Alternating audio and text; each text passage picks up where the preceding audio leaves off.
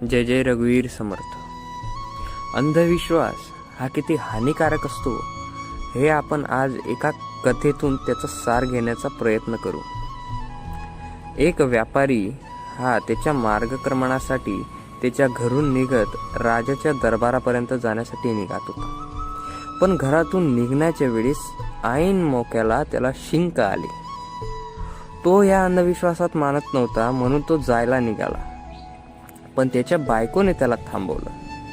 त्याची बायको त्याला म्हणाली की शिंक आली तर थांबून जा, नाही तो होणारं कार्य होणार नाही. आता अंधविश्वास ही अशी वस्तू आहे जी तुम्ही त्याला कितीही अमान्य केलं पण जर दुसऱ्याने ते सांगितलं तर त्याच्यावर विश्वास तुम्ही ठेवूनच घेता. त्यानेही विश्वास ठेवला. तोही थोडा वेळ थांबला या आशयात की दुसरी शिंक येईल आणि तो तिथून निघून जाईल. त्याला दुसरी शिंक लवकर आलीच नाही आणि जेव्हा आली तोपर्यंत वेळ निघून गेली होती. तो राजाच्या दरबारात पोचला पण ज्या कार्यासाठी तो तिथं गेला ते कार्य त्याचं झालंच नाही. आणि याचा दोष त्याच्या बायकोने व त्याने दोघांनी मिळून त्या शिंकाला दिला.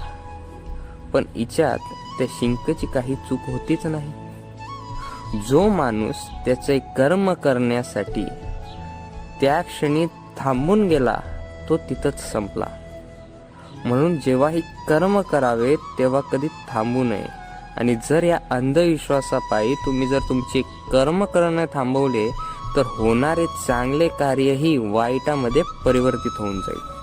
म्हणून मित्रहो, अंधविश्वास हा आपल्या आयुष्यातील एकदम चुकीच्या बाजूला वळण नेणारा पॉइंट असतो. त्या गोष्टीला आपल्यापासून जितकं दूर ठेवता येईल तितका दूर ठेवण्याचा प्रयत्न करा. मित्रहो, भेटूयात पुढच्या व्हिडिओमध्ये अशाच एका नवीन आक्षेपासकट. तोपर्यंत जय जय रघुवीर समर्थ.